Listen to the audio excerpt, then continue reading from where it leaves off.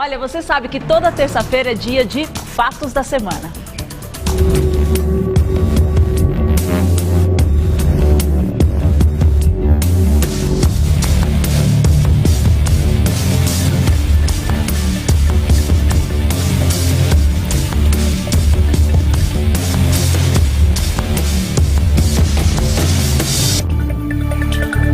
Diante de muitas críticas e polêmicas, o governo federal decidiu abandonar a ideia de voltar a cobrar um novo imposto semelhante à CPMF. A proposta do governo para a criação de um novo imposto sobre transações financeiras trouxe muita discussão na semana passada. O projeto, que previu uma cobrança nos moldes da antiga CPMF, era considerado essencial pelo governo para conseguir equilibrar as contas. Mas o grande número de críticas fez com que a presidente Dilma Rousseff acabasse desistindo da criação do novo imposto, que estava sendo discutido desde junho deste ano. Agora ficam as dúvidas. Como o governo fará para organizar o seu orçamento para 2016? E quanto custou essa sugestão para a sua popularidade? É o que vamos discutir agora, aqui no Revista da Cidade. E agora nós vamos ver, o porquê que o governo tentou ressuscitar a CPMF e o porquê dessa tentativa, o que representou para o governo e para a sociedade. Nós vamos ouvir agora a opinião de Alexander Hilsenbeck, professor de Ciências Políticas da Faculdade Casper Libero. O governo ele tentou colocar novamente em discussão para o Congresso a volta da CPMF, que é um tributo sobre toda a movimentação financeira, como uma forma de conseguir sanar o seu déficit nas contas públicas, Só que acabou recuando devido às pressões que ocorreram do ponto de vista tanto da oposição do governo, quanto do ponto de vista de empresários, industriais que se mostraram preocupados com a volta desse imposto sobre toda a movimentação financeira que vem a ser a CPMF. Porém, para a sociedade há que se discutir, porque o governo ele pode ser que volte a colocar em pauta esse imposto mais para o final do ano, há que se discutir qual que é a função desses impostos e quais são os impactos para a própria sociedade, não apenas para setores sociais. Haveria que ter uma coragem dentro do governo de pautar essa discussão a partir de uma reforma tributária que realmente procure uma justiça social, onde se tenha impostos progressivos, ou seja, que quem mais recebe na sociedade seja que também pague mais, para que a gente possa ter uma distribuição social mais equânime, mais justa. E acho que essa é a questão central que está aberta nesse momento, daqui até o final do ano, para a sociedade discutir, não apenas em setores específicos, mas discutir amplamente que tipo de impostos, que tipo de justiça social deve ser colocada, Sim, olha, eu quero agradecer muito a opinião do professor, deixa eu pegar aqui só o nome, aqui a opinião do Alexander Hilsenbeck, professor de Ciências Políticas da Faculdade Casper Libero. Para conversar com a gente, bom dia. Estamos recebendo aqui o doutor Eduardo Leite. Tudo bem, e você? Eu estou sempre daquele jeito, melhor estraga, Melhor estraga, melhor impossível. Agora, a gente está falando, dessa possível ressuscitação da CPMF. A ideia foi muito criticada entre os políticos, empresários e especialistas. Repercutiu demais e durou só 3 dias. Marisa, a leitura que eu faço com relação nessa tentativa de recriar a questão da CPMF, além dela ser impopular, ela é desonesta, aviltante e sobretudo, é indigna ao povo brasileiro, porque, mais uma vez, nós estamos socorrendo o governo federal com uma contribuição, porque, na verdade, há de se esclarecer que essa CPMF é uma contribuição provisória, sobre movimentação financeira.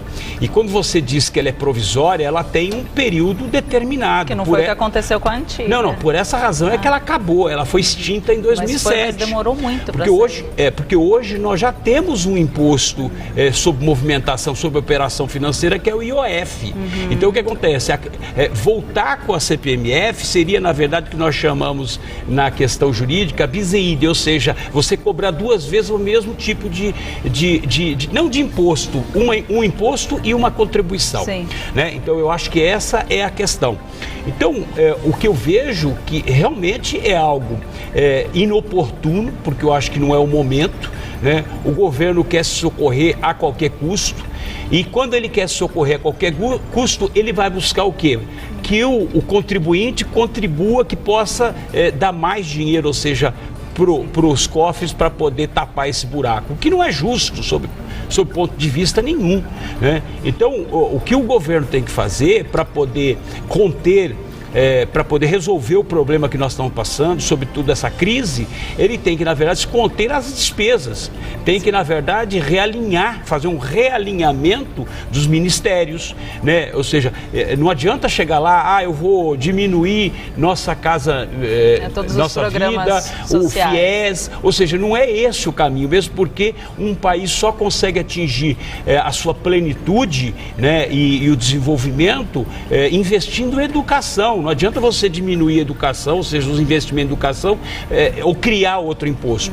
Além de tudo, esse imposto, a CPMF, já foi um estelionato lá atrás. Porque ela foi criada com um único objetivo, salvar a saúde.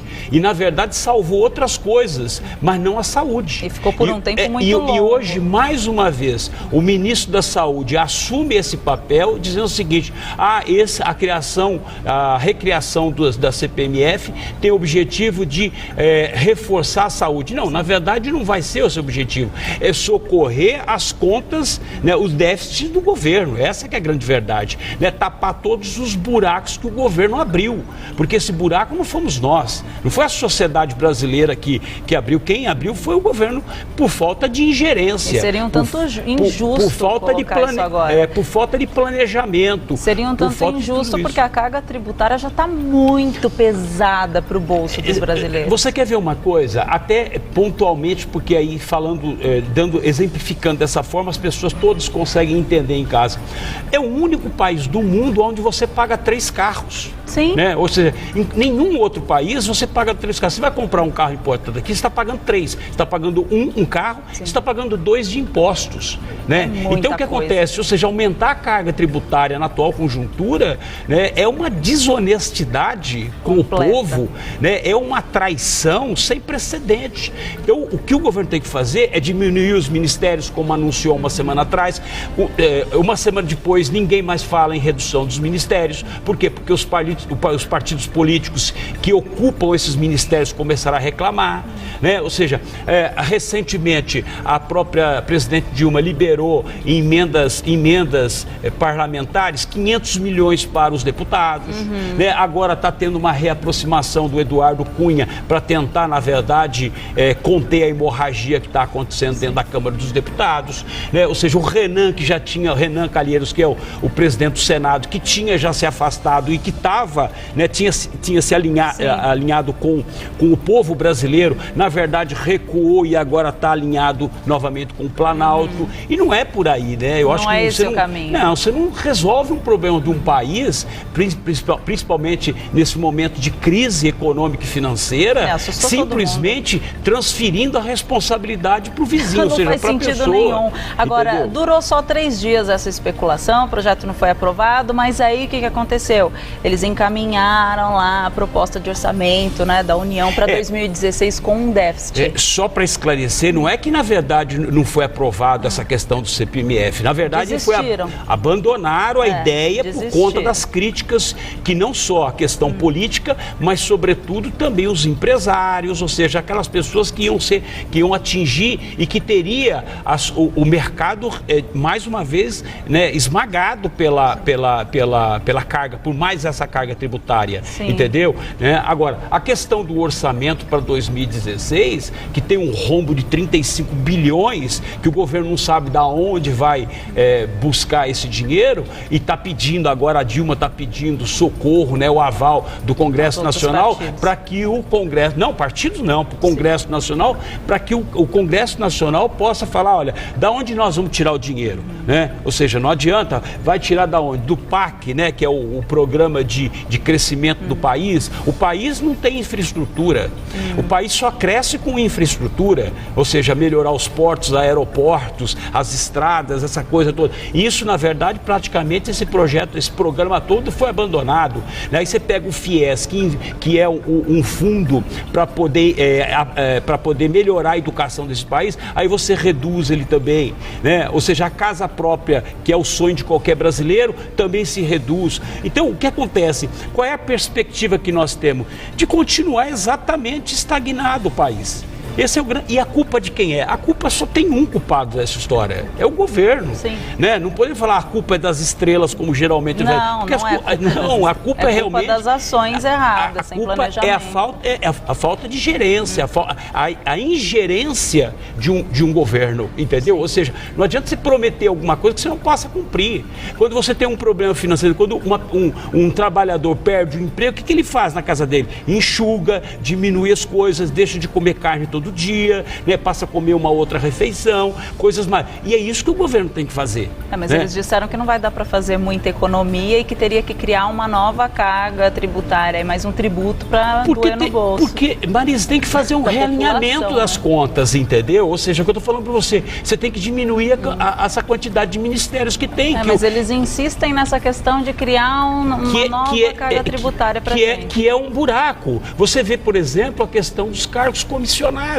Ou seja, ao invés de você diminuir os cargos comissionados, né, ou seja, restringir, né, e não ter aquela 20 mil, 30 mil cargos comissionados, nós não podemos esquecer o seguinte, que toda a carga tributária vai para o governo federal. O governo federal fica com 60% dessa carga tributária e todo o dinheiro arrecadado no país, entendeu? Para poder o quê? Bancar essa conta, sobretudo esses cargos comissionados. Sim. Aí você pega uma fatiazinha lá e manda para todos os estados, né? E aí você pega uma pequena fatia e manda lá para a ponta, que são as prefeituras. Mas a grande massa de dinheiro, de recursos, fica no governo federal. E que, obviamente, para que isso? Para poder manter toda essa estrutura, todos esses programas que existem. Então, a partir do momento em que você tem um problema, reduz o problema, a carga tributária, ou seja, a arrecadação tributária, ela cai porque não há um movimento no mercado. Claro. Entendeu? As pessoas deixam de comprar, deixam de consumir, não arrecadam impostos, né? E isso, na verdade, vai tendo um achatamento. As pessoas estão com medo. É óbvio, lógico, ninguém vai. Se você tem um dinheiro hoje na caderneta de poupança, você não vai lá comprar uma geladeira, você não vai comprar um carro. Porque está com receio. Lógico, é o medo, né? É o medo de passar necessidades. Mas é o que você falou, tem vários setores que dá para fazer uma economia brusca, só precisa ter um planejamento. Eu vou falar para você, se acabar a corrupção, se diminuir, acabar não vai acabar, é óbvio, né? Uma pena, mas se você diminuir 50% do dinheiro que, na verdade, é desviado do governo federal por conta dessas superfaturamento, desse dinheiro que nós já estamos vendo aí, Lava Jato, daí por diante, eu vou para você já resolve 60%, 70% dos problemas financeiros do país. Ou seja, só parar de roubar. Se parar de roubar, já está de bom tamanho. Você já resolve. Muito. Ajuda? Na verdade, você soluciona muitas coisas. Saiu agora recentemente a questão de um desvio que era feito nas pontas, que daria para você construir escolas nos 5.500 municípios do país inteiro. Entendeu? Ou seja, só numa investigação, numa investida para conter uma corrupção que acontece. Imagine milhares. Você vê, o Ministério Público Federal arrecadou 1 bilhão e 700 milhões, ou seja, recuperou 1 bilhão e 700 milhões de desvio da Petrobras e de outras empresas públicas. Você imagina a quantidade de dinheiro que foi desviada, porque é só uma pequena parte que foi recuperada. A maior parte se encontra nas contas bancárias no exterior, né? E as pessoas, na verdade, se utilizando dela. Então, o problema do país ou seja, se você diminuir substancialmente a corrupção, você resolve 60%, 70% dos problemas do país. Porque o Brasil é muito rico.